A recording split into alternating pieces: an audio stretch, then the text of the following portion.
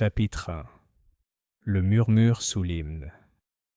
Le village de Marlécombe, niché entre des collines verdoyantes et des haies sinueuses, était le genre d'endroit où rien d'inattendu ne se produisait jamais. Et quand cela arrivait, on en parlait généralement à voix basse autour d'un lemon kurde et de scones.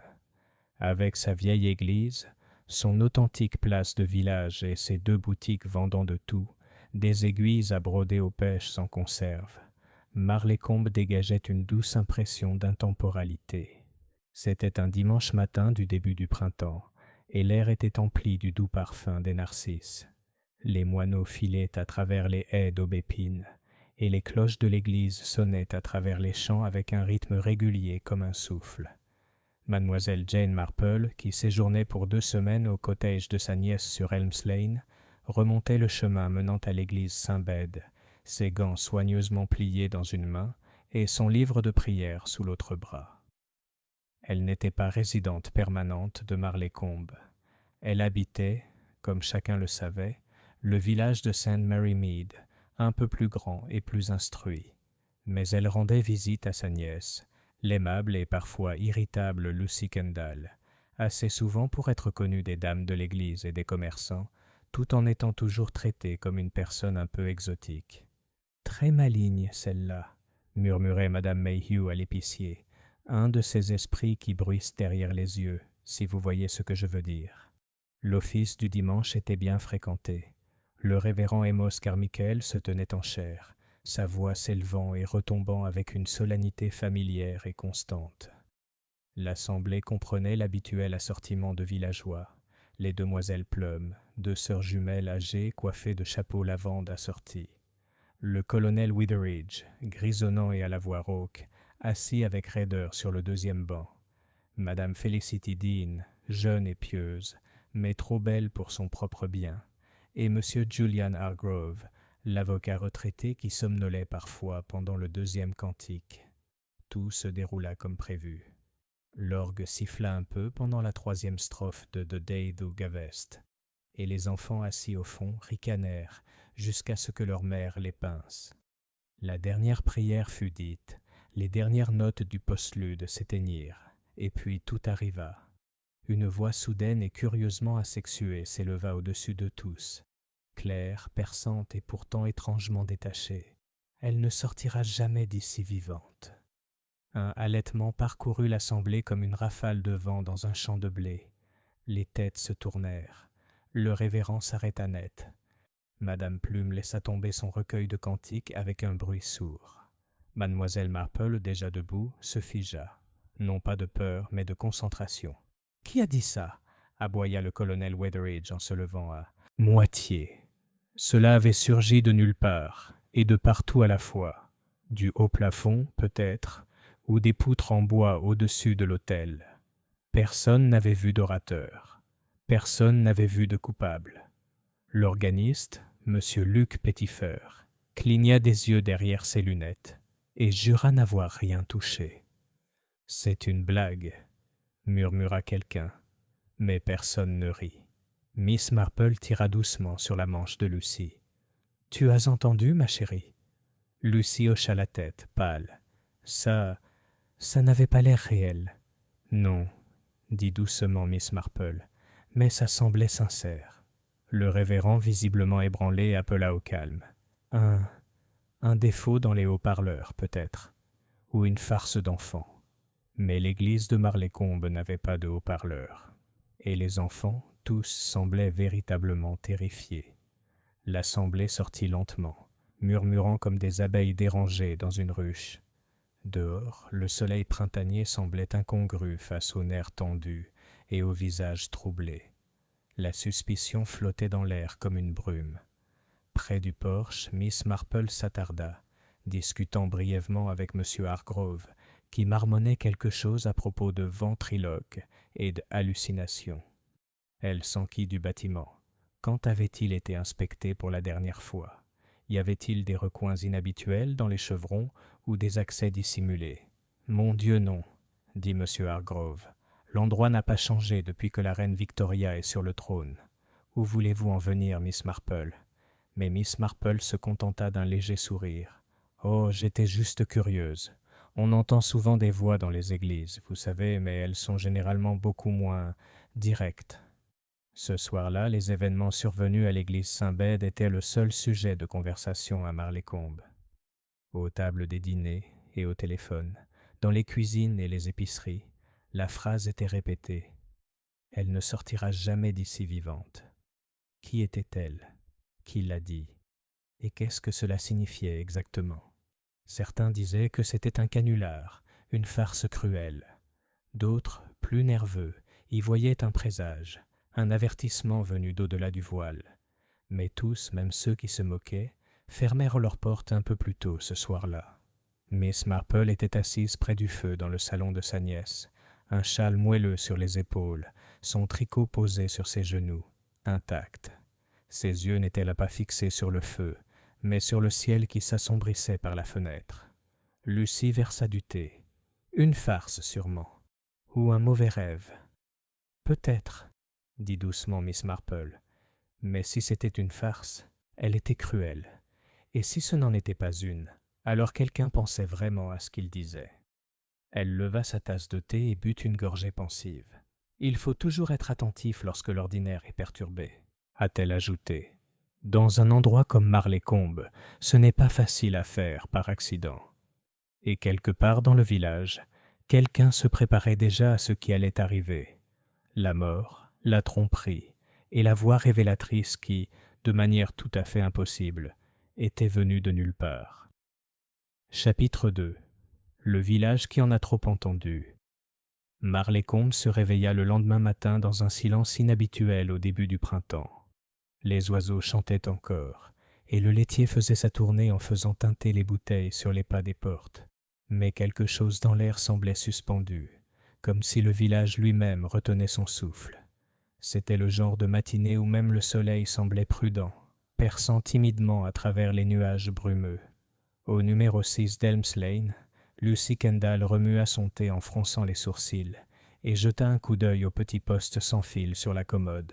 « Ce n'est pas dans les nouvelles », a-t-elle déclaré.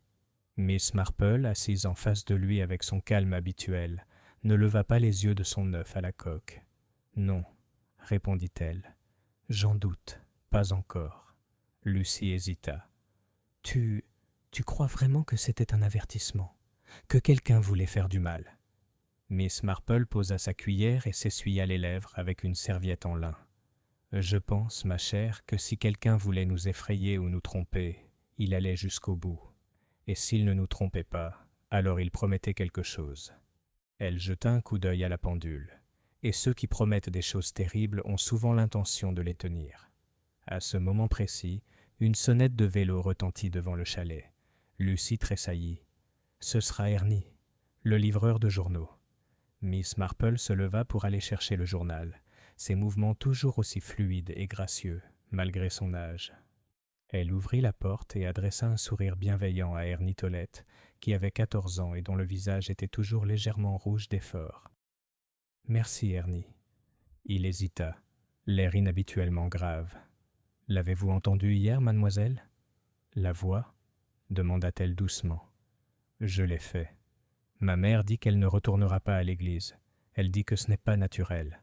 Des voix venues de nulle part et tout ça. » Il gratta une joue couverte de taches de rousseur. « Mais mon père dit que c'est juste un piège, ou peut-être un de ces gadgets sans fil. » Il leva les yeux vers elle. « Qu'est-ce que tu crois que c'était ?»« Je pense que c'est quelque chose que nous devrions prendre au sérieux, » dit Miss Marple d'une voix calme, « même si nous ne savons pas encore pourquoi. » Ernie déglutit, lui adressa un signe de tête respectueux et s'éloigna en pédalant bruyamment.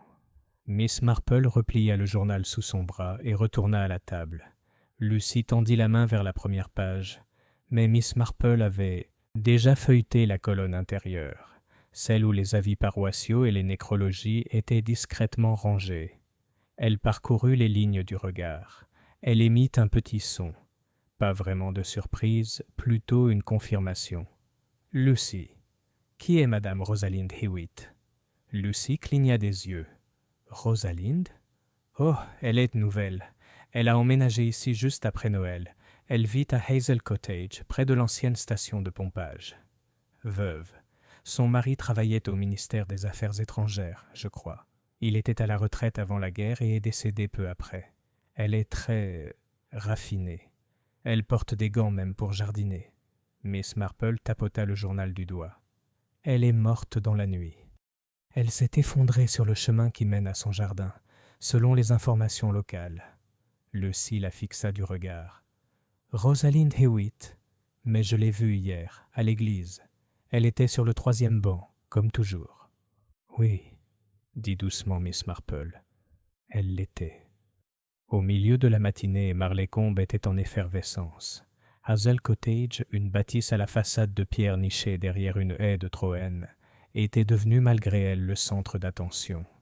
Un agent de police était posté à l'entrée, et les villageois passaient lentement, les yeux rivés aux fenêtres comme s'ils s'attendaient à voir la mort elle-même lever le rideau. Miss Marple et Lucy, en route vers l'épicier, se retrouvèrent agressées par Madame Margaret Plum, l'une des sœurs au chapeau de lavande, comme les appelait en privé le village. « Affreux !»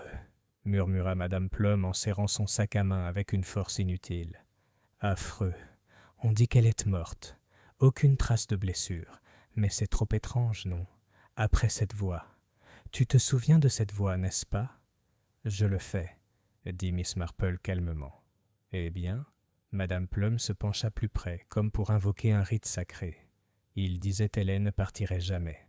Non il, pas il, elle, et maintenant Rosalind est morte. Lucy frissonna.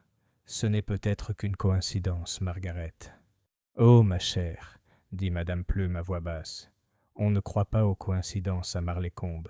Plus depuis que le cochon du pauvre monsieur Abbot s'est noyé dans la mare aux canards, et que la girouette s'est envolée le matin même. Elle s'éloigna en titubant, ses mots persistants comme un parfum dans l'air. Le médecin du village, le docteur Lionel Marsh, a fait une déclaration brève et prudente devant Hazel Cottage plus tard dans la journée.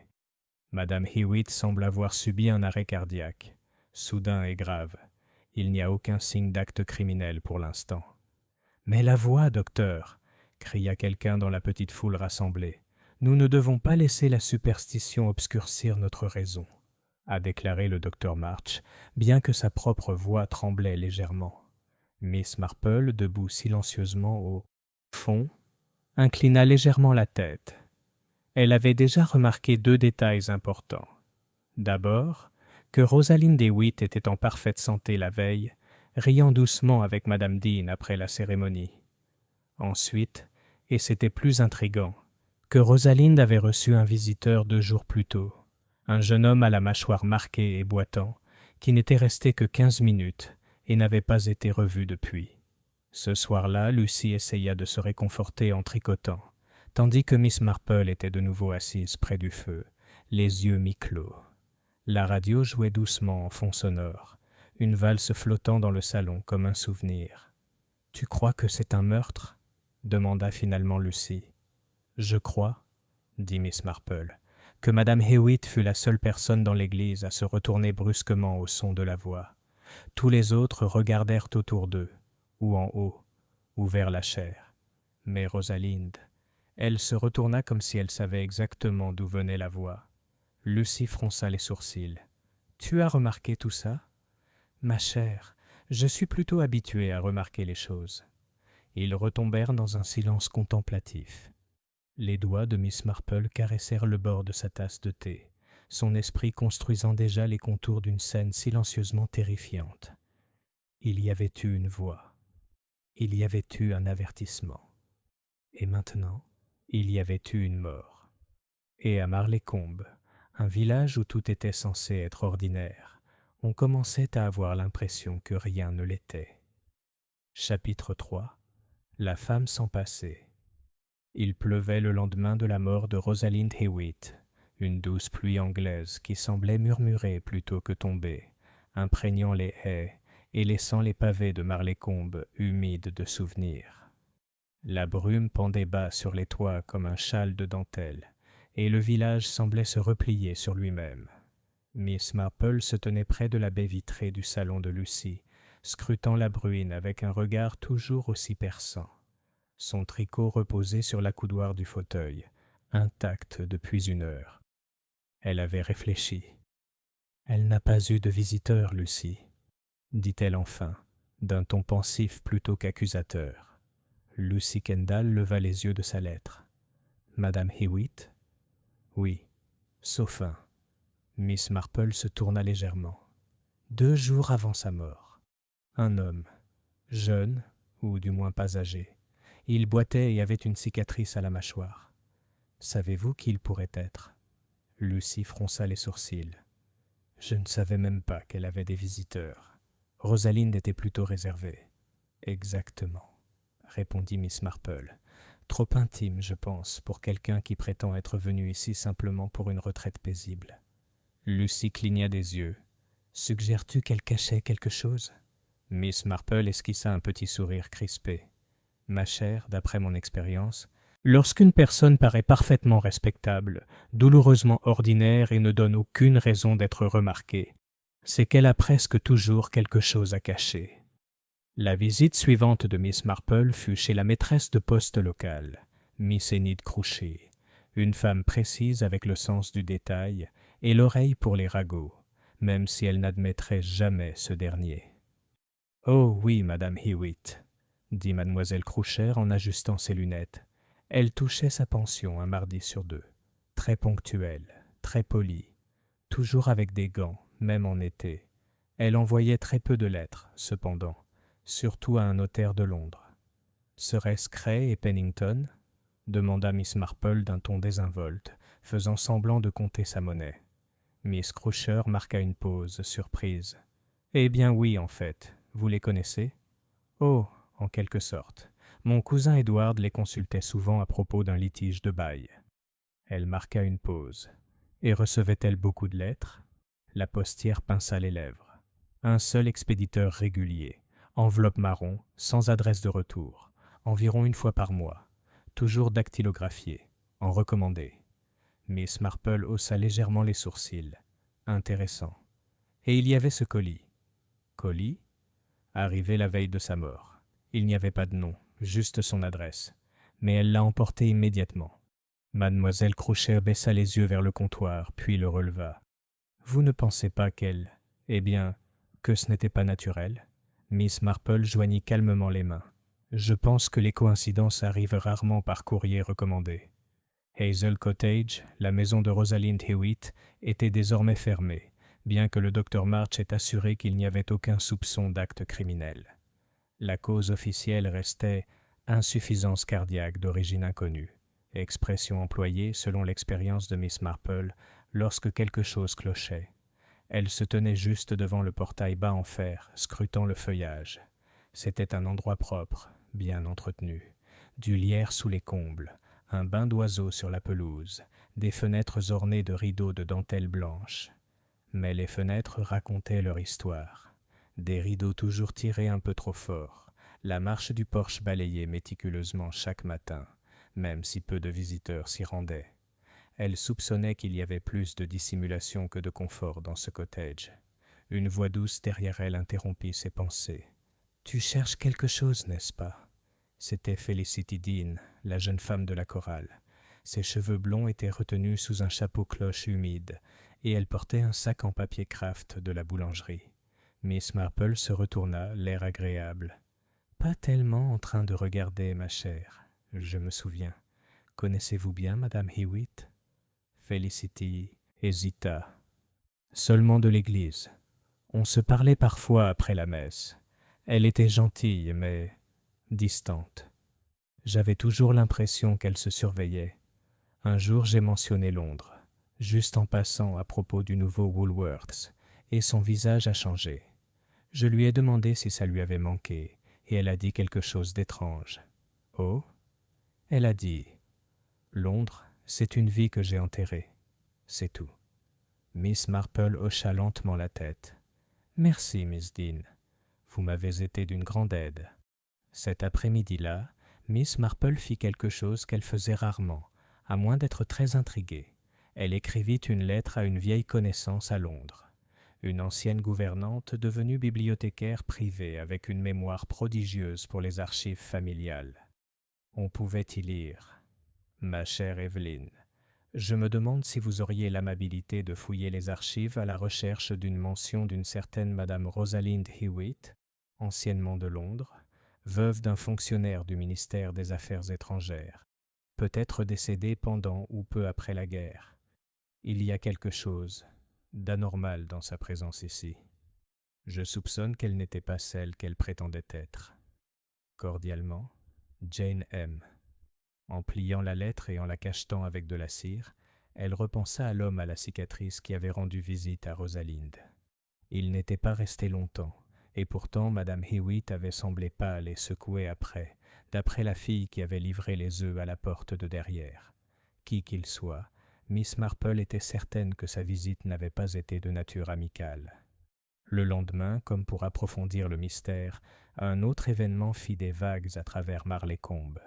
Lors du nettoyage de la nef de l'église, l'organiste M. Petitfer a découvert un objet curieux caché sous les chevrons au-dessus de la tribune du chœur. Un petit haut-parleur à pile. Dissimulé avec soin, il était calé derrière l'une des sculptures ornementales, relié à un récepteur sans fil et à un minuscule microphone par des fils passant sous la moulure. Le vicaire, le révérend Carmichael, était furieux. « Une horrible farce !» marmonna-t-il. « Sacrilège !»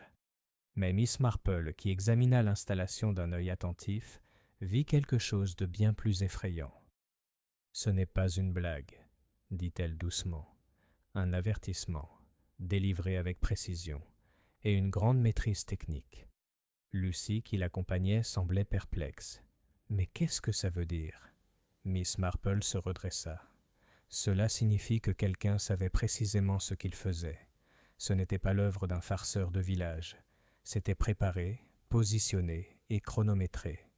Quelqu'un point censé pour que nous entendions cette voix, et que quelqu'un veuille que Rosalind Hewitt sache que c'était pour elle. » Ce soir-là, l'atmosphère à Marleycombe devint encore plus pesante.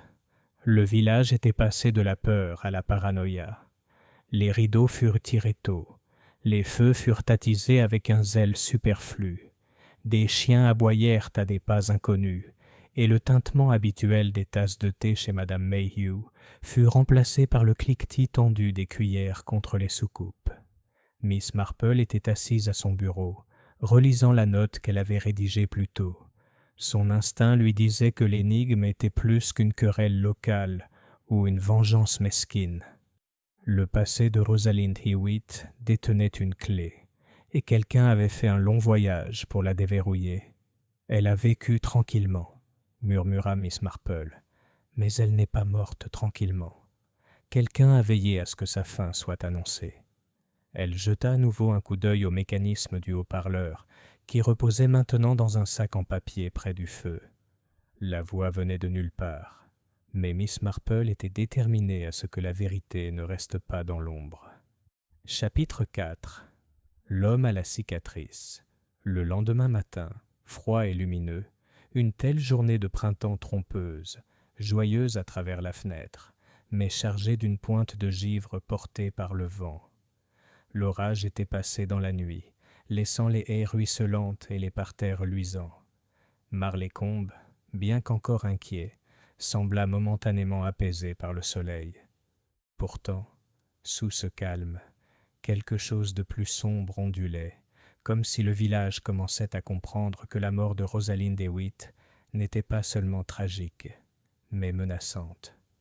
À Elms Lane, Miss Marple sirotait son thé du matin, son châle bleu pâle serré autour de ses épaules. Une lettre ouverte était posée sur la table du petit déjeuner, à côté de son assiette de pain grillé. La réponse d'Evelyn.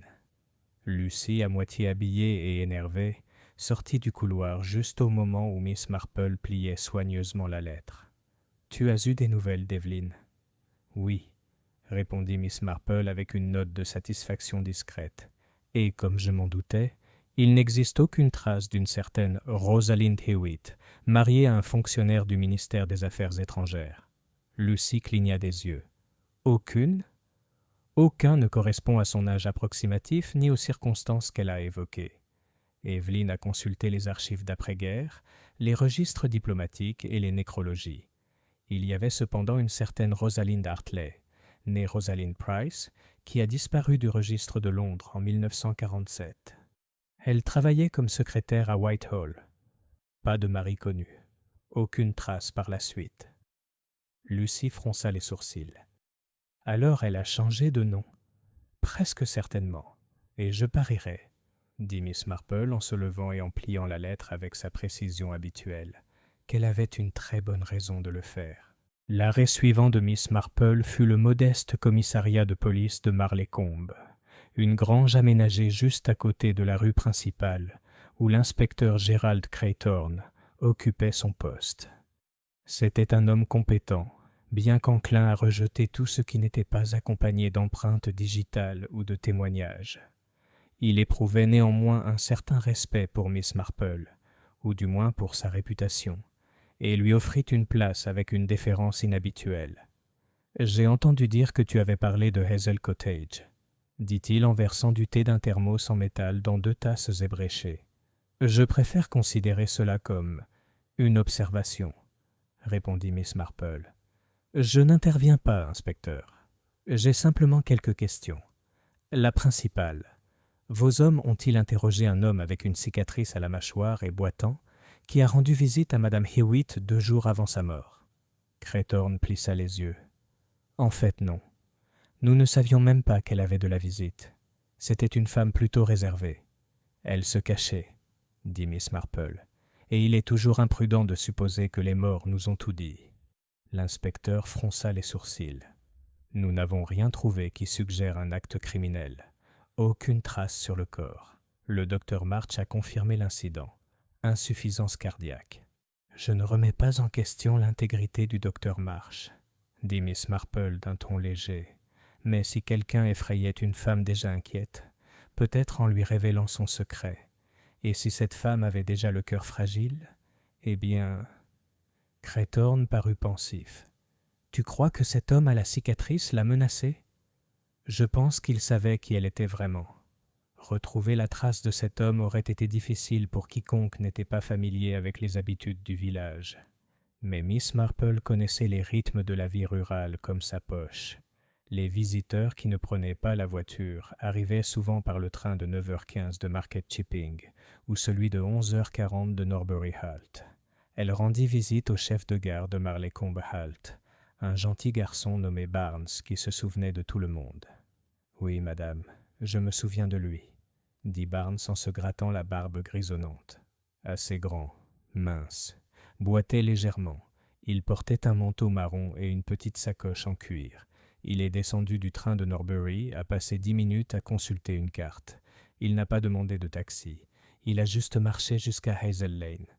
Est-ce qu'il a dit où il allait ? Je n'ai rien demandé, mais il est revenu moins d'1 heure plus tard et a pris le train suivant. Comportement étrange. A-t-il acheté un billet de retour ? Barnes secoua la tête. Sens unique.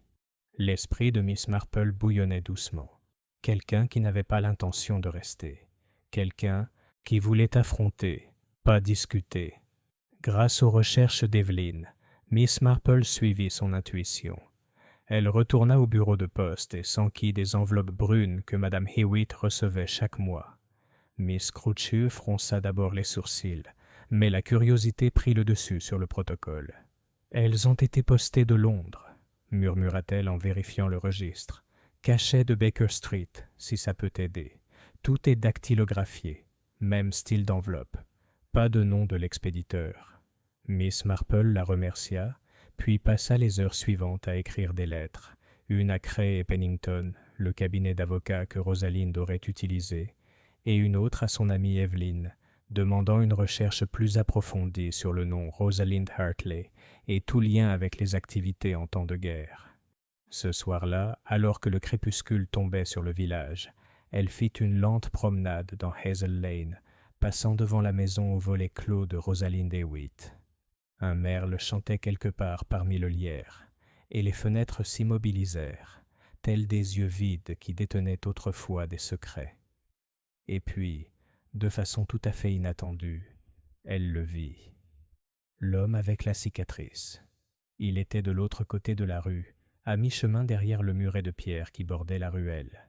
Il portait une casquette plate et un trench-coat usé, et bien qu'il essayât de s'éloigner discrètement, le regard de Miss Marple remarqua l'incomparable hésitation dans sa démarche. « Excusez-moi, » dit-elle en s'avançant vers lui sans hâte, comme si elle demandait son chemin. Il marqua une pause. « Oui, je crois que vous cherchiez Rosalind Hewitt. » Il se raidit. « Je ne vois pas ce que tu veux dire. Vous lui avez rendu visite 2 jours avant sa mort. » « Je ne... » Il commença à nier, mais son regard était trop clair, trop vieux, trop sûr de lui. « Qui es-tu ?»« Jane Marple. J'étais sa voisine. Et je ne veux pas vous déranger inutilement, mais je pense que nous savons tous les deux qu'elle n'était pas une simple veuve vivant une retraite paisible. » Il hésita. Puis quelque chose en lui céda. « Je m'appelle Robert Lane, » dit-il d'une voix tendue. Ce n'était pas Rosalind Hewitt. C'était juste le nom qu'elle utilisait après sa disparition. Disparue ? Oui. Il prit une inspiration. C'était Rosalind Hartley. Elle travaillait à Whitehall à la fin des années 40. Elle s'est retrouvée mêlée à quelque chose de grave. Mon père a été accusé d'avoir divulgué des informations confidentielles. Elle a témoigné contre lui. Il s'est pendu avant d'être jugé. Je suis désolé. Robert Lane hocha la tête. Moi aussi. Il était innocent. J'ai trouvé des lettres le prouvant, des années plus tard. Elle a menti pour protéger quelqu'un d'autre. Et tu es venu pour la confronter. Je voulais qu'elle l'avoue. C'est tout. Mais elle a refusé. Elle a pleuré. Elle avait l'air terrifiée. Je suis parti. Je ne l'ai pas touchée. Miss Marple hocha doucement la tête. Je vous crois. Robert Lane la regarda avec méfiance. Alors pourquoi me suis-tu ? Parce que, dit-elle, quelqu'un d'autre voulait peut-être sa mort.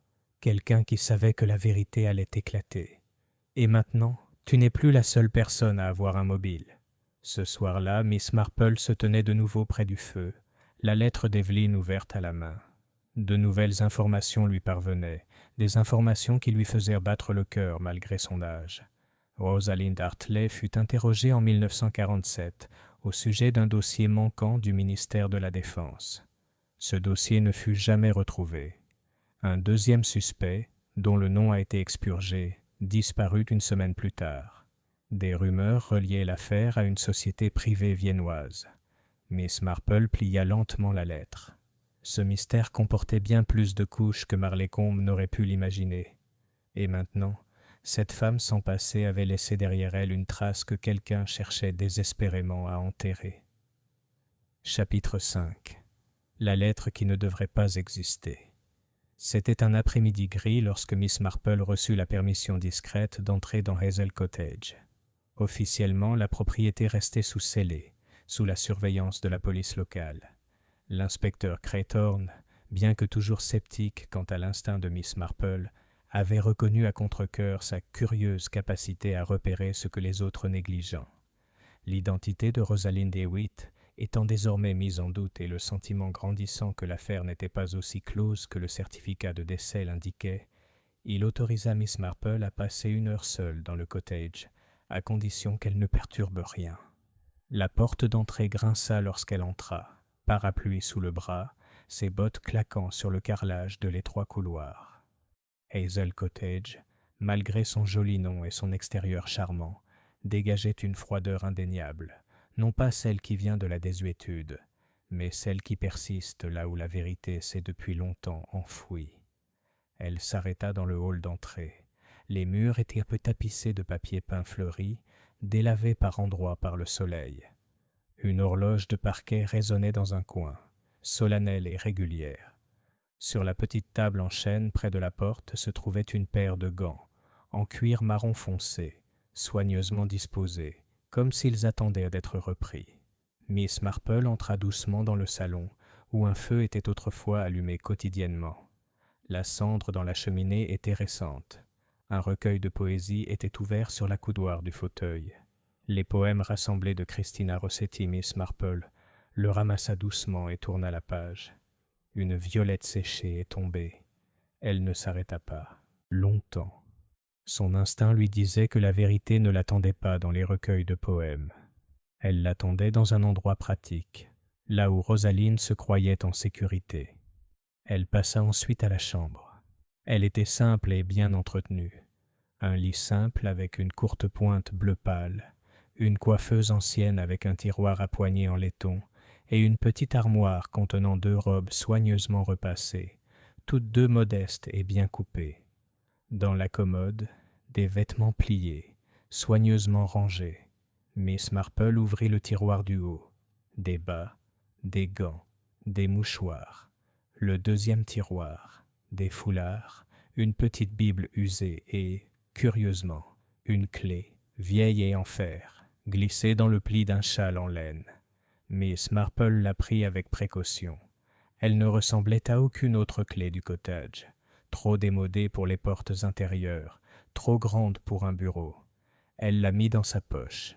Dans le 3e tiroir, elle trouva une pile de vieilles lettres, la plupart des correspondances banales de femmes du coin, des remerciements pour le thé, des invitations à des garden parties et quelques brèves notes d'une certaine Miss Clarissa Bell, une vieille amie vivant à Bath. Rien de suspect, rien d'urgent. Mais Miss Marple savait depuis longtemps que la vérité se trouve rarement dans l'évidence. Elle s'est déplacée vers le bureau. C'était verrouillé. Non pas avec la clé tournante moderne utilisée sur la plupart des bureaux, mais avec une serrure étroite. Elle sortit la clé en fer qu'elle avait trouvée dans le châle et essaya. Elle fit un clic avec un son satisfaisant. À l'intérieur se trouvait une rangée ordonnée d'enveloppes, chacune sans adresse de retour. Toutes dataient de moins d'1 an, identiques à celles décrites par mademoiselle Croucher au bureau de poste. Elle en a ouvert un. Tapé. Simple. Impersonnel. Tu ne te libéreras jamais de ce que tu as fait. Je n'ai pas oublié. Et Dieu non plus. Pas de nom. Pas de signature. Elle en a ouvert un autre. Tu as pris ce qui ne t'appartenait pas. Ton silence ne t'absout pas. Et un autre. Il y a certaines choses qu'on ne peut pas dépasser. Miss Marple s'assit lentement. Il ne s'agissait pas de menaces juridiques. C'était quelque chose de bien plus personnel, teinté de honte, de menaces et de culpabilité. Pas 1, pas 2, mais 12 de telles lettres, toutes des variations sur le même thème. Et cachée en dessous, presque oubliée, se trouvait une enveloppe jaunie, manuscrite, non ouverte. L'écriture était pâle, penchée et manifestement démodée. Miss Marple l'examina à la lumière et lut le nom. Rosalind Hartley, pas Hewitt. Hartley. Une lettre adressée à l'identité que Rosalind avait tenté d'enterrer. Elle brisa le sceau avec précaution et retira la page pliée. Le papier était fin, l'encre était passée, mais les mots sautaient aux yeux. « Rosalind, tu m'avais promis de me rendre le dossier. Je t'avais fait confiance. Quand j'ai vu ton nom disparaître des archives du ministère, j'ai craint le pire, mais maintenant je crois que tu voulais disparaître. La vérité finira par éclater. Vienne n'est plus sûr. Il te surveille. Et je ne peux plus te protéger. Que Dieu nous aide tous les deux. I.M. » Miss Marple resta assise un long moment. Son esprit s'agitait et tournait, comme les rouages d'une belle vieille montre. La lettre confirmait ses soupçons. Rosalind Hartley était impliquée dans une affaire bien plus vaste qu'un simple scandale villageois. Un dossier, probablement confidentiel, voire dangereux, avait disparu avec elle. Vienne. Les réseaux d'espionnage d'après-guerre. L'implication était claire. Rosalind avait fui et changé son nom en Hewitt pour disparaître du monde. Mais quelqu'un, peut-être plusieurs, l'avait retrouvée. Les menaces écrites témoignaient d'une longue et délibérée campagne de pression.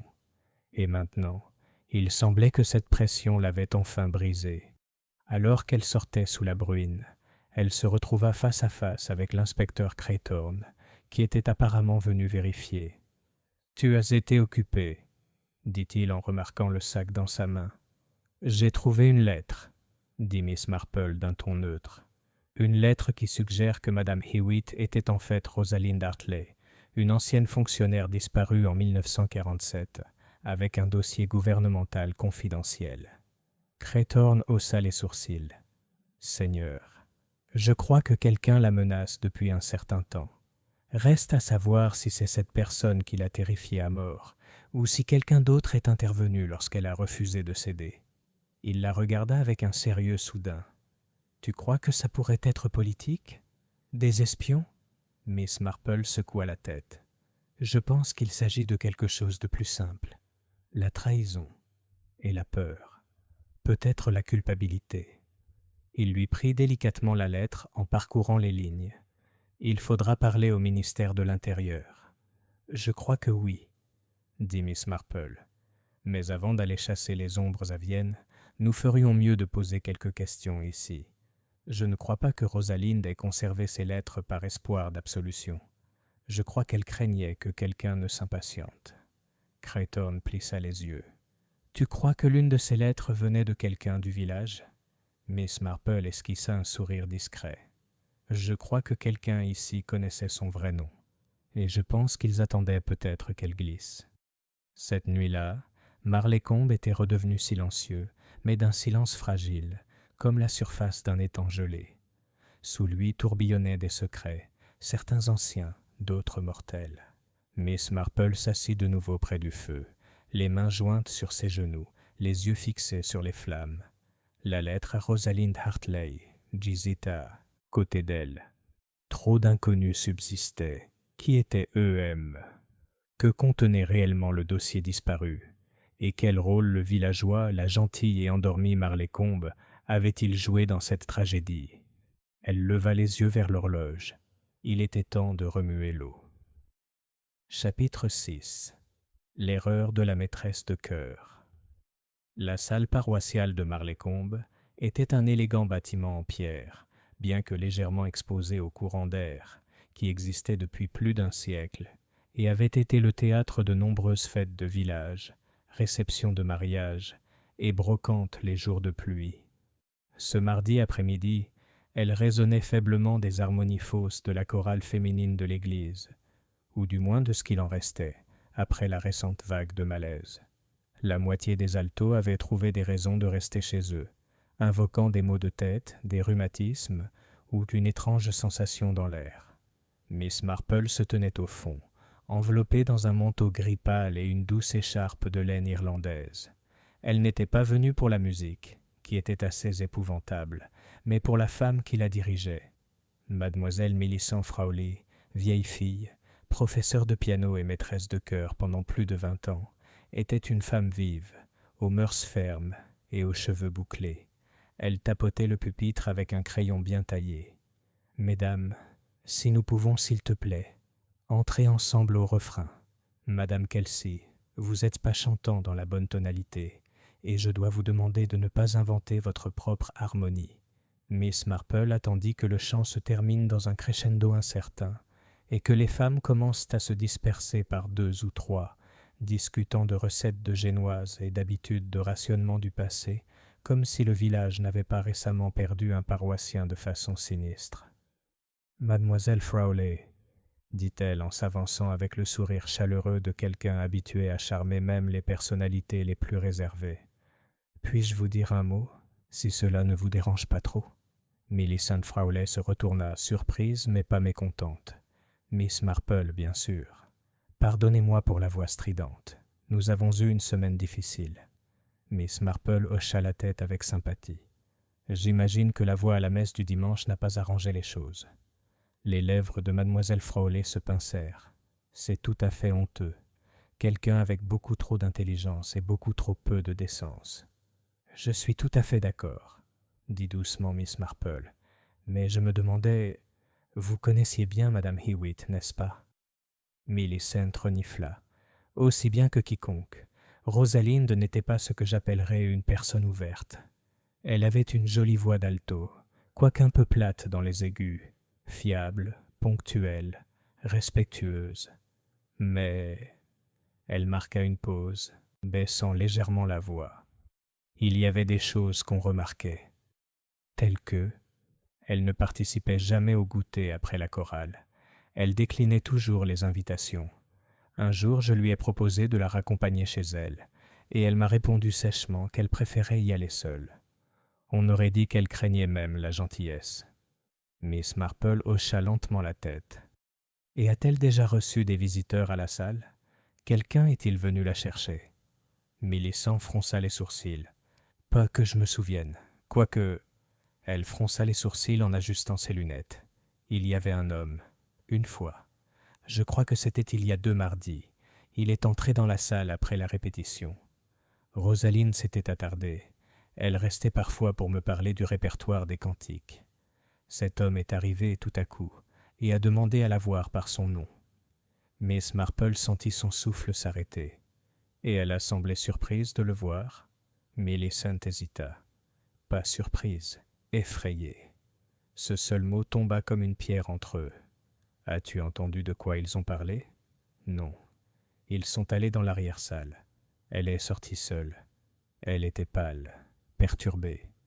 Elle a dit qu'elle devait partir. Pouvez-vous le décrire ? La quarantaine, peut-être. Boitait légèrement. Une cicatrice sur le visage. Lèvres fines. Très calme.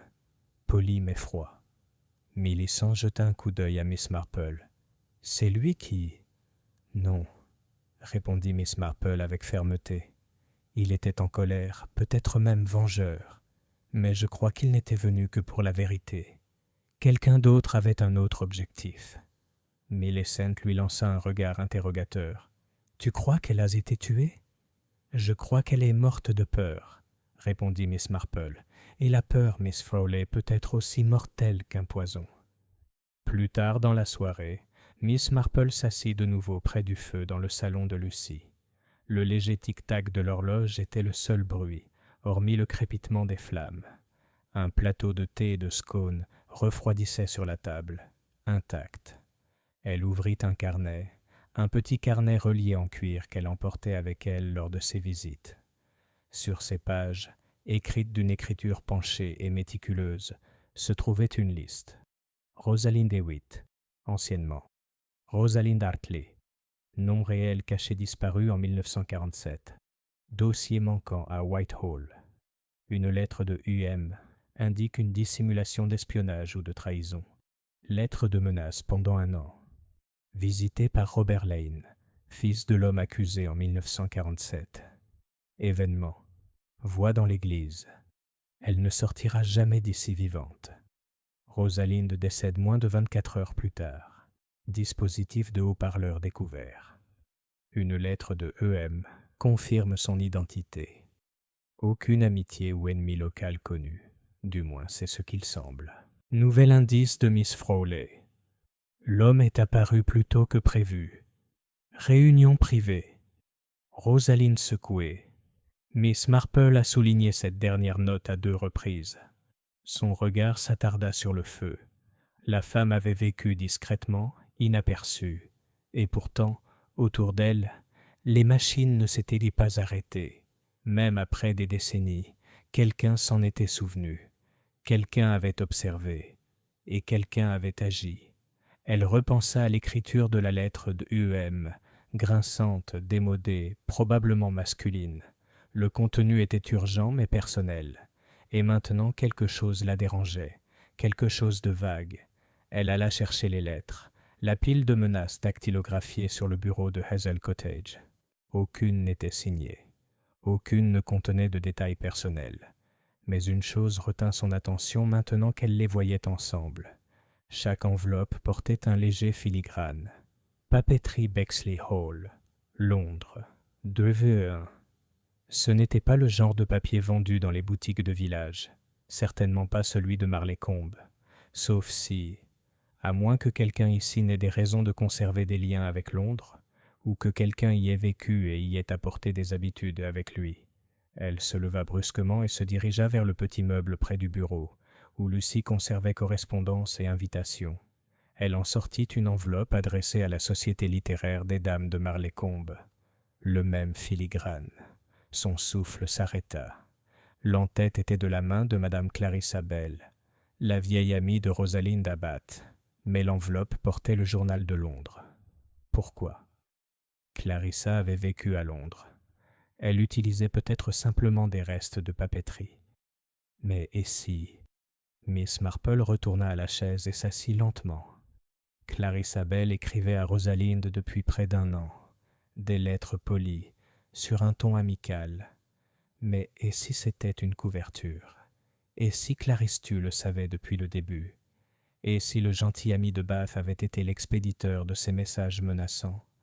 Le lendemain, mademoiselle Marple demanda à Lucie de téléphoner à Clarissa Bell, sous prétexte poli de la remercier pour ses condoléances. Mademoiselle Marple écouta attentivement la version de Lucie, mais quelque chose dans le ton du visage de Lucie la fit intervenir. « Puis-je lui parler, ma chère ?» Lucie a remis le récepteur. « Mademoiselle Bell, » dit joyeusement mademoiselle Marple, « ici Jane Marple. J'espère ne pas vous déranger. » « Oh, pas du tout, Miss Marple. Je pensais justement à la pauvre Rosalind. »« Oui, une fin tragique, même si elle n'était pas totalement inattendue, si l'on connaissait toute l'histoire. » Il y eut un silence. « Je vous demande pardon. Tu as dû ressentir un conflit en lui écrivant pendant tous ces mois. Tu étais la seule à utiliser le nom de Rosalind Hartley, n'est-ce pas ?» Un autre silence. Puis, « J'ai bien peur de ne pas comprendre ce que vous voulez dire. »« Oh, mais si, » dit doucement Miss Marple. « Vous n'avez signé aucune des lettres dactylographiées, bien sûr, et vous avez utilisé un papier à lettres différent. Mais pas un papier différent? Machine à écrire, je suppose. Et les gens oublient. Les machines à écrire ont aussi des empreintes digitales. » Un souffle aigu à l'autre bout. « Vous n'avez jamais eu l'intention de lui faire du mal, mademoiselle Bell, juste de l'effrayer, juste de la punir. » Il y eut un silence. Puis doucement. « Elle a ruiné une vie, celle de mon frère. »« Je vous crois, » dit Miss Marple, « mais je pense que vous n'étiez pas seule dans votre colère. » Et c'est cela, réalisa-t-elle en raccrochant le récepteur, qui était la clé, parce que les lettres de Miss Bell avaient à laisser des traces. Le véritable tueur, celui qui avait placé la voix dans l'église et programmé son écho pour terroriser Rosalind et la faire mourir, cette personne avait assisté au déroulement du jeu et avait frappé au bon moment. Chapitre 7. Le secret du presbytère. Au matin du 7e jour depuis la mort de Rosalind Hewitt, le vent tourna. Le ciel, qui avait passé des jours à pleurer sous une bruine discrète, s'ouvrit alors en de longs rayons de lumière qui s'étendirent sur Marleycombe, comme une bénédiction retenue puis rendue. Mais Miss Marple, tout en laçant ses bottes et en glissant un petit carnet dans son sac à main, ne se souciait pas du temps. Elle s'inquiétait d'une voix. La voix venue de nulle part, et plus précisément, la personne qui avait fait ça vient de nulle part.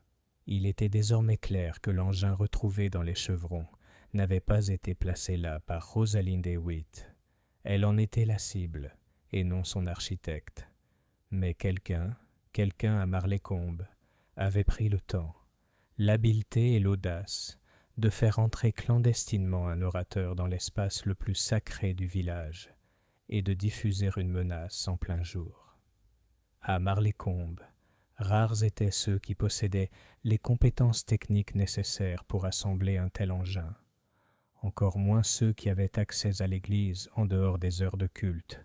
Miss Marple se demandait de plus en plus qui pouvait bien être l'un d'eux. C'est pourquoi, ce matin lumineux, elle marcha d'un pas décidé vers le presbytère Saint-Bède.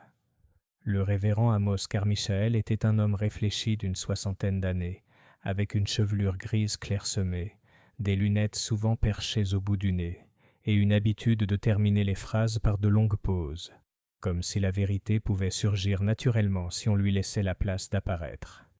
Il accueillit Miss Marple dans le salon du presbytère avec un doux signe de tête, et lui offrit une tasse de thé qu'elle accepta, mais pas par soif. « J'espère que je ne suis pas arrivée à un mauvais moment, » dit-elle en s'installant au bord d'un fauteuil en cuir boutonné. « Pas du tout, » répondit le révérend Carmichael en lui versant une tasse. « J'avoue que je voulais parler à quelqu'un de sensé.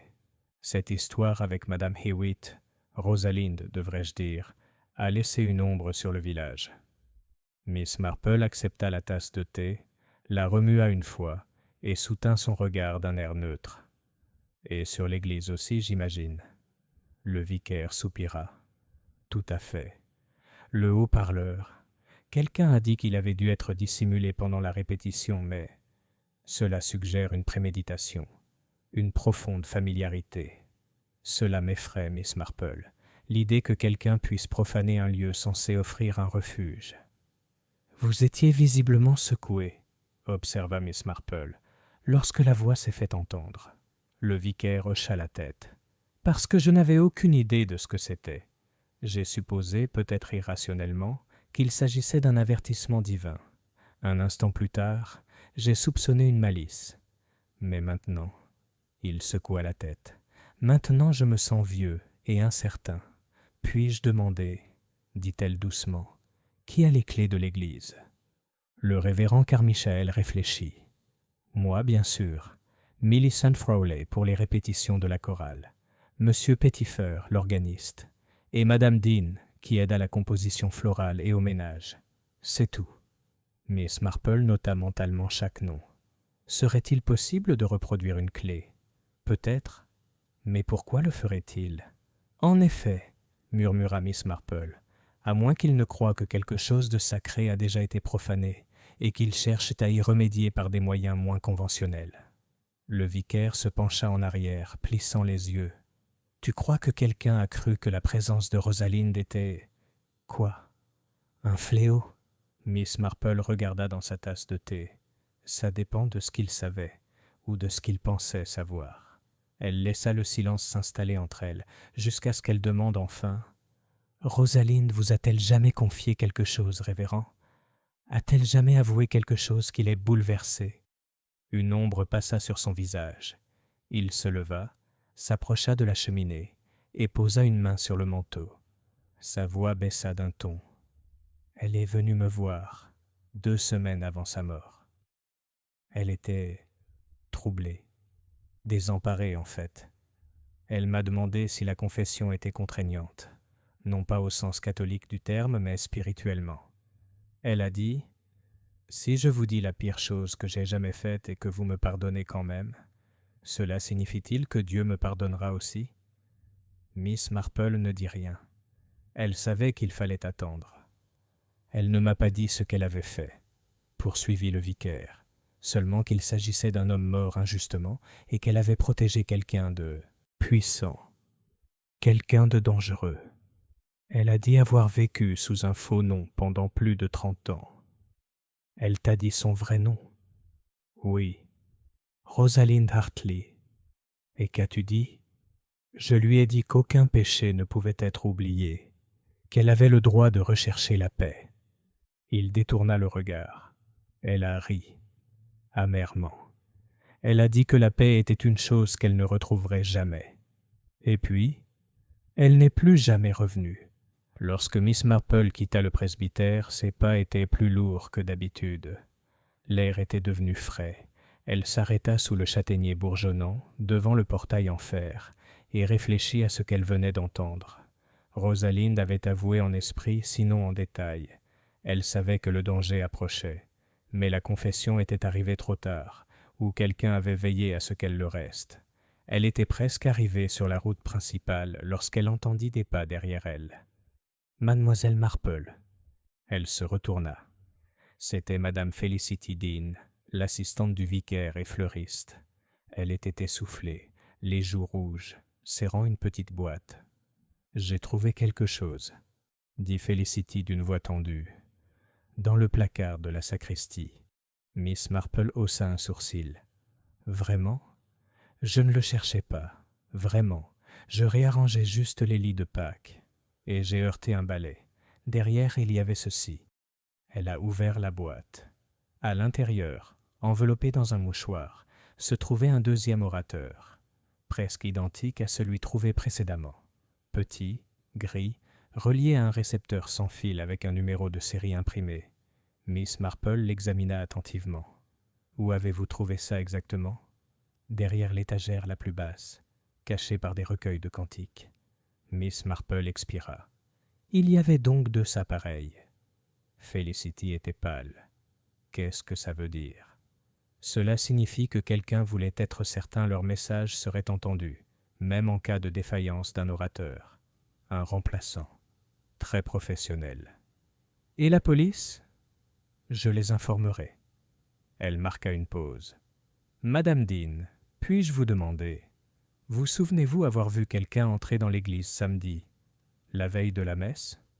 Félicité hésita. Seulement le pasteur. Il préparait son sermon. Je lui ai apporté du thé. Il semblait tendu. Miss Marple ne dit rien pendant un moment. « Merci, ma chère, dit-elle enfin. Tu m'as été d'une grande aide. » Ce soir-là, Miss Marple était assise devant la cheminée, le deuxième orateur posé délicatement à côté d'elle sur la table. Elle reprit son carnet et nota une nouvelle liste. Détenteur des clés de l'église Saint-Bède, Révérend Carmichael, Mademoiselle Millicent Frowley, M. Luc Pettifer, organiste, Madame Felicity Dean, compétences techniques connues. Pettifer fonctionne avec du matériel audio, inconnu pour les autres indices comportementaux. Le révérend Carmichael, conscient du passé de Rosalind, visiblement ébranlé Frowley, discipliné, respectueux des règles. Pettifer, doux, oublieux, Dean, émotionnellement ouvert, aucun motif visible. Elle fixa la page pendant un long moment. Et puis elle a dessiné un petit cercle autour du nom du révérend Carmichael. Serait-ce possible ? Un homme d'église, un homme qui avait écouté les craintes de Rosalind, qui avait gardé sa honte secrète. Pouvait-il être capable de la conduire à la mort ? Elle se leva, les articulations raidies, et se dirigea vers le buffet. Là, parmi ses affaires, se trouvait la lettre que Rosalind avait reçue, celle adressée à Rosalind Hartley. Elle la rouvrit et la relut pour la 10e fois. La signature, .em, révérend ET, Carmichael. Pourrait-il en être l'auteur ? L'avait-il averti, non pas en tant que berger des âmes, mais en tant que quelqu'un qui connaissait la vérité qu'elle avait tant essayé d'enterrer ? Miss Marple se retourna lentement, la lumière du feu projetant des ombres vacillantes à travers le salon. Elle ne croyait plus que la voix dans l'église avait été uniquement destinée à servir d'avertissement. C'était un verdict. Et maintenant, elle allait devoir le prouver. Chapitre 8. Le sermon qui n'a pas été prêché. Il n'était pas dans la nature de Miss Marple d'accuser sans certitude. Au fil des décennies, et de plus de morts que la bonne société ne voulait bien l'admettre, elle avait appris le terrible poids que représentait le fait de pointer du doigt trop tôt. Alors, lorsque l'idée lui vint, froide et silencieuse comme une brume au-dessus des collines, que le révérend Amos Carmichael avait peut-être orchestré la mort d'une femme depuis sa chair, elle ne l'exprima pas à voix haute. Pas encore. Elle la retourna comme une pierre dans sa poche, en examinant sa forme et son poids. Elle savait ce dont elle avait besoin. Des preuves. Pas seulement des indices circonstanciels ou des confessions murmurées. Des preuves. Quelque chose de concret. Et si ses soupçons étaient fondés, si le révérend avait caché plus que le fardeau d'une âme, alors la vérité serait cachée non pas au grand jour, mais là où seule une personne comme Miss Marple penserait à chercher, dans ses sermons. Le lendemain matin, tôt, Miss Marple retourna à Saint-Bède. L'église était silencieuse, le chant des oiseaux adouci par les vieilles pierres. Elle n'était pas seule. La porte latérale était déverrouillée, comme d'habitude le mercredi, lorsque Madame Dean vint rafraîchir les fleurs et astiquer les cuivres en prévision de la messe du soir. Madame Dean l'accueillit avec un sourire chaleureux mais las. « Encore vous, Miss Marple ? » « Je commence à m'attacher à cet endroit, » répondit Miss Marple, et ce n'était pas tout à fait faux. « J'espérais voir le révérend. Est-il là ? » « Il est à la sacristie, » dit Felicity en jetant un coup d'œil vers le couloir latéral. « Il y est depuis toute la matinée. Il dit qu'il réécrit le sermon de dimanche. Il n'a pas pu dormir la nuit dernière. » Miss Marple la remercia et s'avança lentement dans le couloir. Elle s'arrêta devant la sacristie, frappa une fois et attendit. « Entrez, » dit la voix du révérend. La sacristie sentait le moisi et le cirage à la lavande. Des étagères de livres de cantiques bordaient un mur, et un bureau était posé sous un vitrail représentant Saint-Pierre avec ses clés. Le révérend était assis derrière le bureau, des papiers étalés devant lui. Il paraissait fatigué, plus vieux qu'elle ne l'avait jamais vu, avec de profondes cernes sous les yeux. « Miss Marple, dit-il, y a-t-il autre chose ?»« Il y en a toujours plus, répondit-elle doucement. Puis-je m'asseoir ?» Il fit un geste vers la chaise en bois en face de la sienne. « J'ai réfléchi, dit-elle, au sermon. » Le révérend sourit faiblement. « Ce n'est pas un sujet d'interrogatoire habituel. »« Ni par culpabilité, dit Miss Marple à voix basse. Mais parfois, la vérité se glisse entre les mots, ou derrière eux. » Il ne dit rien, mais ses mains, qui étaient jointes sur le bureau, bougèrent légèrement. « Tu m'as dit que Rosalind était venue te voir, qu'elle avait en partie avoué. Tu l'as réconfortée. J'ai fait ce que j'ai pu. » Et puis quelqu'un a placé une voix au-dessus de son banc, prononçant des paroles de faim et de malheur. Elle se pencha légèrement en avant. « Était-ce le seul sermon que vous ayez écrit cette semaine-là, révérend ?» Un battement, un silence. Puis le révérend se leva de sa chaise et se dirigea lentement vers l'armoire verrouillée derrière le bureau. Il en sortit une liasse de pages reliées par un ruban et retourna à son bureau. « Ceci, dit-il doucement, était la première version. » Il dénoua le ruban et passa la première page à Miss Marple. Le texte ressemblait à un sermon, chargé de phrases bibliques et d'une cadence pastorale, mais sous le langage religieux se cachait quelque chose d'autre, quelque chose de brûlant. Il y a des péchés qui ne sont pas payés par la prison ou l'argent. Il y a des mensonges qui volent plus que la vérité. Ils volent la paix. Lorsqu'une âme bâtit sa vie sur un faux nom, elle marche avec le diable, même si elle s'agenouille en prière. Et parfois, dans la maison de Dieu, la justice doit être dite à haute voix. Miss Marple lisait en silence, ses doigts se resserrant légèrement sur la page. « Tu as écrit ça avant dimanche ?»« Oui. »« Mais vous ne l'avez pas livré ?»« Non. » Il regarda par la fenêtre, évitant son regard. « Je ne pouvais pas. Je trouvais ça trop direct, trop dangereux. » Dangereux. Pour qui ? Pour moi, pour elle, pour le village. Il se tourna vers elle, le regard fatigué. « Mademoiselle Marple, je ne voulais pas la mort de Rosalind. Je voulais seulement qu'elle affrontait ce qu'elle avait fait. Je croyais que si elle entendait ces mots, si elle pensait qu'ils venaient du ciel lui-même, elle pourrait venir à l'autel, enfin libérée de tout fardeau. Tu croyais qu'elle avouerait ? J'ai prié pour qu'elle le fasse, mais elle ne l'a pas fait. Elle a quitté l'église en silence et cette nuit-là, elle est morte. » Il s'enfonça dans son fauteuil. « J'ai fait installer le premier haut-parleur la veille, » a-t-il expliqué. « Monsieur Petitfer m'a aidé. Il pensait que c'était un test sans fil pour améliorer le son. Je l'ai placé au-dessus des bancs. J'ai rédigé le message vocal moi-même et je l'ai fait enregistrer par un technicien de Norbury, de façon anonyme. » Les yeux de Miss Marple restèrent immobiles. « Et le deuxième intervenant ? » « Je n'ai pas installé de deuxième enceinte. » Miss Marple perdit son souffle. « Quelqu'un d'autre, dit-elle lentement, a fait une sauvegarde. »« Oui, » murmura le révérend. « Ce qui veut dire que quelqu'un d'autre savait. Quelqu'un qui ne voulait pas la rédemption, seulement le châtiment. » Elle se leva, le cœur battant d'une froide clarté. « Et maintenant, nous vivons un véritable tournant. »« Vas-tu me dénoncer ?» demanda-t-il. Elle le considéra. « Pour faute morale ? Peut-être. Pour meurtre ? Pas encore. » De retour à Helms Lane, Miss Marple a mis à jour son carnet avec une précision calme. Révérend Amos Carmichael. Confession. A écrit un sermon de condamnation au parleur installé avec l'aide de Petitfer, sans le savoir. Je n'avais pas l'intention de mourir. J'avais l'intention de faire une confession spirituelle. Crois que quelqu'un d'autre a ajouté un deuxième locuteur. Donc, il y a deux conspirateurs. L'un signifiait un avertissement. L'autre signifiait la mort. Elle marqua une pause, puis ajouta « Question. Qui d'autre avait accès à l'église et savait le secret de Rosalind ?» Il était temps de poser une question que personne n'avait encore posée.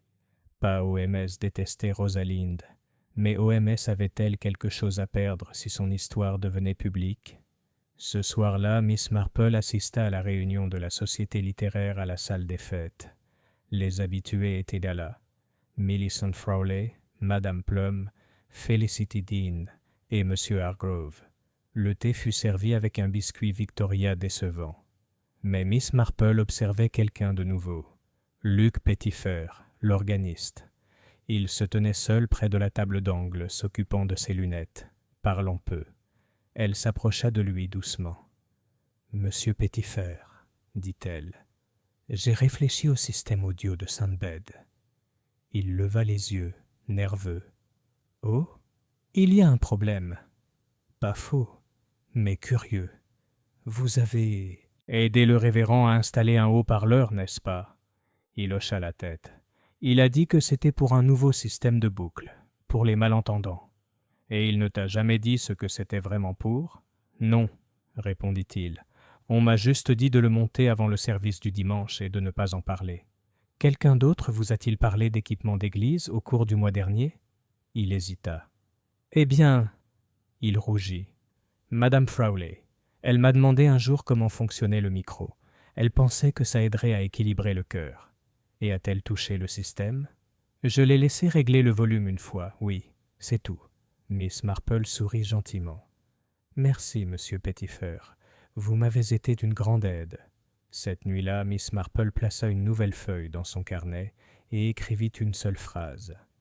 Millicent Frawley savait où se trouvait l'orateur, et elle avait la deuxième clé.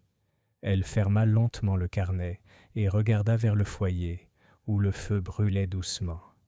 Le piège était prêt, et très bientôt, elle le ferait éclater.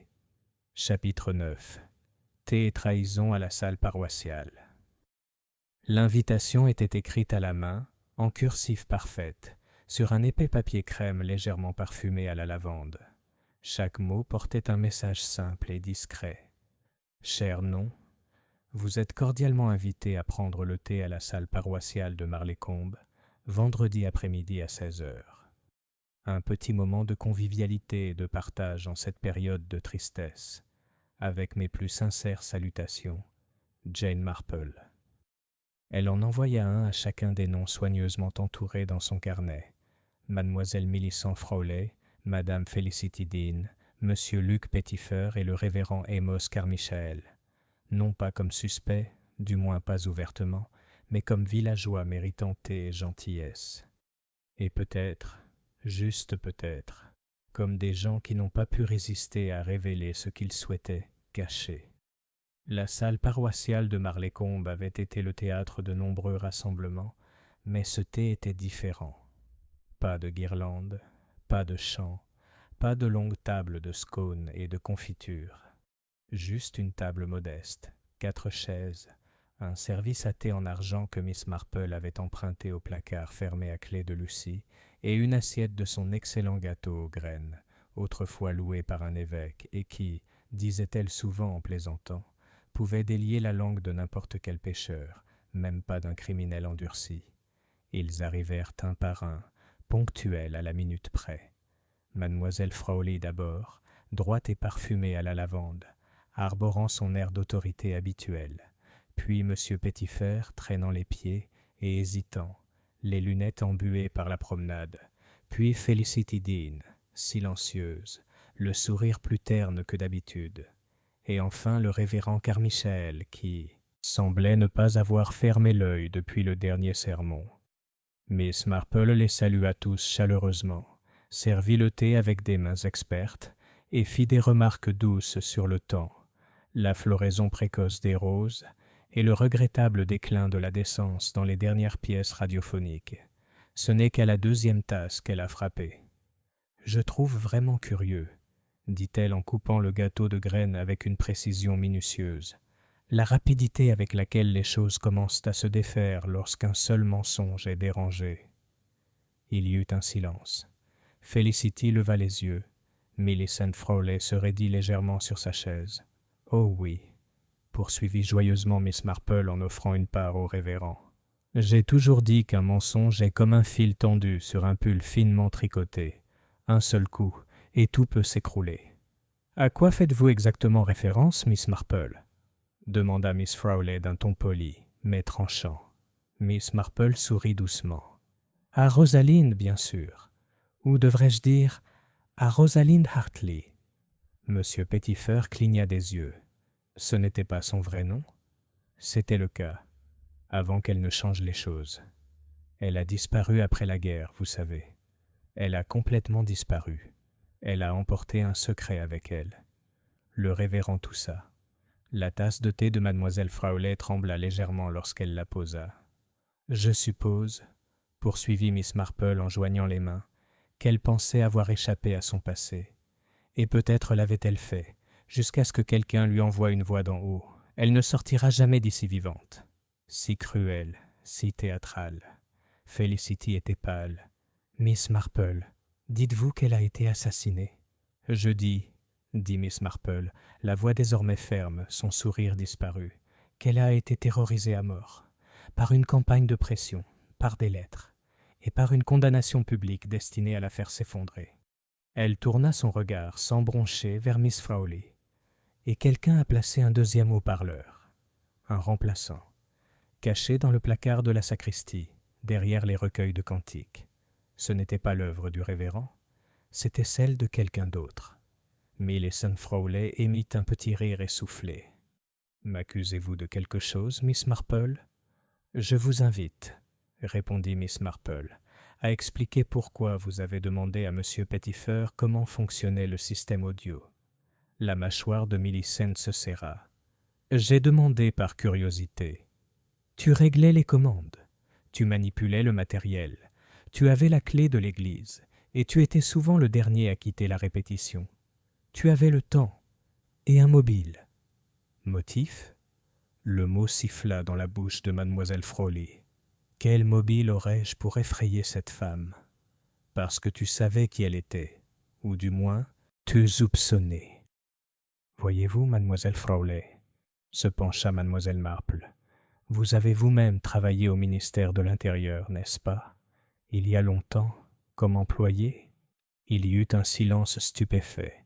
Même le révérend parut surpris. « Comment le sais-tu » murmura Millicent. « Evelyn Thorne, bibliothécaire retraitée de Londres, est une amie très chère. Elle a une excellente mémoire pour les registres d'emploi. Vous et Rosalind étiez au même étage, dans des services différents, mais dans le même bâtiment. Je crois qu'elle vous a vu une fois, il n'y a pas longtemps, et qu'elle vous a reconnu. C'est ce qui l'a effrayée. » Les lèvres de Millicent s'amincirent. Son regard se porta sur le révérend, puis sur Felicity. Monsieur Pettifer semblait complètement perdu. « Elle a volé quelque chose, » dit doucement Millicent. « Oui, » acquiesça Miss Marple, « un dossier, ou la connaissance d'un dossier, quelque chose de précieux, quelque chose qui a amené quelqu'un d'autre, votre ami, je crois, être accusé à tort. Ai-je raison ?» Millicent hocha la tête d'un seul coup. Sa voix, lorsqu'elle entendit ce signe, était sèche et basse. Edith Melrose. Elle était comme une sœur pour moi, brillante, honnête. Elle a été renvoyée et déshonorée après le témoignage de Rosalind. Hartley, je veux dire. Et puis elle a disparu. Rosalind a disparu aussi. Ça a ruiné sa vie. « Alors vous l'avez suivie ici ?» demanda le révérend Carmichael étonné. Au début, je ne savais pas que c'était elle, mais elle m'était familière, sa façon de parler, sa démarche. Et puis, un jour, j'ai vu le nom Hartley sur une enveloppe par hasard, tomber devant l'église. Mon sang s'est glacé. « Et donc vous lui avez écrit des lettres, » dit Miss Marple, menaçante, insistante. Je voulais qu'elle avoue, reconnaître ce qu'elle avait fait, mais elle ne l'a pas fait, même pas quand la voix est venue. Je n'ai jamais voulu qu'elle aille. Mais quelqu'un d'autre l'a fait, dit Miss Marple d'une voix grave. Millicent s'est figée. Quoi? Miss Marple regarda le révérend Carmichael. Vous avez dit avoir installé un haut-parleur. Mademoiselle Frawley a placé le deuxième, mais quelqu'un a dû le faire, activer.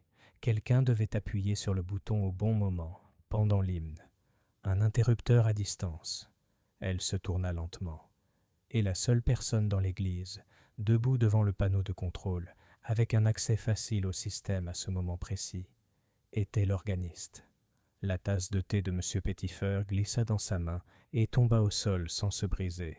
« Je ne savais pas ce que ça donnerait dire, » murmura-t-il. « Elle m'a dit que c'était une balance, juste un test. » L'expression de Miss Marple s'adoucit.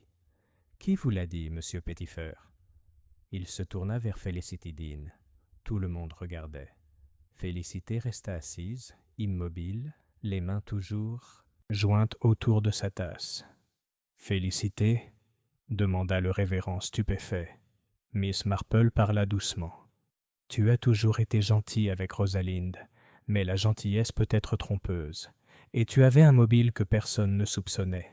Toi étais la personne que Rosalinde avait protégée. Toi, c'était la véritable fuite, celle qui a transmis l'information. Rosalinde t'a protégée. Elle a menti pour toi. Elle a disparu pour toi. » Le visage de Felicity se décomposa. Ses yeux brillaient de fureur et de larmes. « Elle a promis de ne jamais rien dire, » dit-elle d'une voix tremblante. « Elle a dit qu'elle me pardonnait, mais elle est venue voir le révérend. Je l'ai vue, je l'ai entendue. Elle allait tout avouer, et j'allais perdre. Tout. »« Vous avez placé le deuxième haut-parleur, » dit doucement Miss Marple. « Vous avez chronométré l'émission. Vous l'avez poussée à bout, non pas avec violence, mais avec peur. » Les mains de Felicity tremblaient. « Elle allait détruire la vie que j'avais construite. Elle a donné sa vie pour protéger la vôtre, » dit Miss Marple, « et vous l'avez récompensée par la terreur. » Pendant longtemps, il n'y eut que le silence. Puis le révérend Carmichael se leva, la voix grave. « Mademoiselle Dean, je dois vous demander de m'accompagner à la gare. » Felicity n'a pas résisté. Elle a simplement baissé la tête et s'est mise à pleurer. Ce soir-là, Marlécombe reposait silencieusement sous une pluie fine.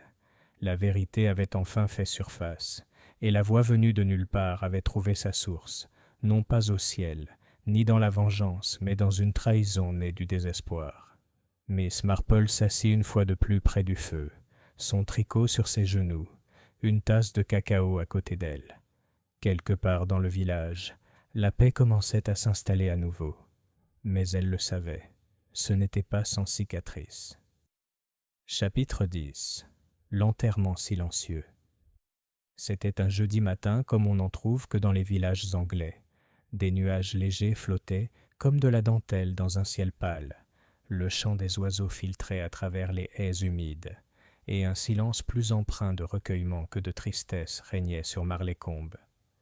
Les villageois se rassemblaient en petits groupes solennels, marchant lentement vers l'église Saint-Bède, non pas pour une cérémonie, ni pour un mariage, ni pour une action de grâce, mais pour le rituel silencieux et ultime du repos éternel. Rosalind Hewitt, ou plutôt Rosalind Hartley, devait être enterrée dans le cimetière de Marlécombe, sous le vieil if qui projetait de longues ombres tordues sur les pierres tombales. Elle n'avait pas de famille pour la réclamer. Aucune personne en deuil n'était arrivée de loin. Et pourtant, l'église était presque pleine. Miss Marple pensait souvent qu'il y avait quelque chose dans la mort qui éveille le sens du devoir, même chez ceux qui connaissaient à peine le défunt. Peut-être était-ce la culpabilité, peut-être la peur, peut-être simplement l'attrait curieux de la finalité. Miss Marple était assise au premier rang, son chapeau sombre et modeste, ses mains gantées posées sur ses genoux. Lucie était assise à côté d'elle, inhabituellement silencieuse, le front plissé par ses pensées. Derrière elle, une rangée de villageois vêtus de leurs plus beaux manteaux. Les demoiselles Plum, Monsieur Hargrove, l'avocat, le jeune Ernie Tollett et sa mère, ainsi que plusieurs membres de la Société littéraire des dames. Même Monsieur Petitfer était là, tâtonnant dans son recueil de cantiques et clignant nerveusement des yeux. L'orgue jouait doucement une version retenue de « Abide with me ». Le révérend Amos Carmichael se tenait en chair, la voix ferme mais basse, lisant les paroles familières de la liturgie funèbre. « Nous confions donc son corps à la terre à la terre, les cendres aux cendres, la poussière à la poussière. » Sa voix hésita un instant, si faible que la plupart ne l'auraient pas remarqué. Mais Miss Marple, si. Ce n'était pas du chagrin, c'était de la lassitude, le poids d'un secret qui l'avait presque consumé. Le cercueil, un chêne simple et poli, fut doucement descendu dans la terre. Le fossoyeur, un homme voûté nommé Alfred May, travaillait avec révérence et silence. Felicity Dean n'était pas présente. Elle avait été placée en garde à vue 2 jours plus tôt. Ses aveux avaient été partiels, teintés de déni et d'auto-justification, mais suffisants pour confirmer la théorie de Miss Marple. Elle avait placé le 2e haut-parleur. Elle avait déclenché l'émission au moment précis où Rosaline serait la plus vulnérable. Son mobile n'était ni l'argent, ni la rancune, mais la peur d'être démasquée, la peur que la vie qu'elle avait construite à Marlécombe, si soigneusement préservée et préservée, ne s'effondre si la vérité éclatait. C'était le cas. Miss Marple avait vu le moment où la lueur s'était brisée dans les yeux de Felicity, non pas lorsqu'elle avait été accusée, mais lorsque le révérend, son ami de confiance et mentor, s'était détourné d'elle avec tristesse. La justice était venue, comme toujours, non pas avec des feux d'artifice ou des cris, mais avec une lente et lourde finalité. Après la cérémonie, les villageois se laissèrent aller à des conversations hésitantes près du porche du cimetière. Il y eut des murmures, bien sûr. Il y en avait toujours. Mais cette fois, ils étaient discrets. La pitié s'était mêlée au scandale. Beaucoup avaient apprécié Rosalinde, ou du moins admiré sa présence discrète, sa belle posture, sa douceur dans les bancs. Ils ignoraient ce qui se cachait en dessous. Mais peut-être sentaient-ils maintenant combien ce fardeau était lourd.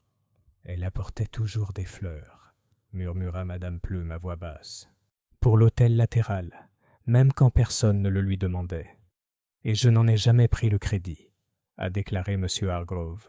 Je ne savais pas qu'elle n'avait pas de famille, ajouta quelqu'un d'autre. Nous pensions tous qu'elle était veuve. Miss Marple s'approcha de la tombe une fois la foule dispersée. Lucie la suivit, silencieuse. Le cercueil reposait sous une fine couche de terre. Un petit bouquet de violettes pâles reposait dessus, déposé discrètement par le révérend avant le début de la cérémonie. Miss Marple se pencha légèrement, effleurant une tache de terre du bord de la pierre tombale, encore non gravée. Puis elle parla, si bas que Lucie l'entendit à peine.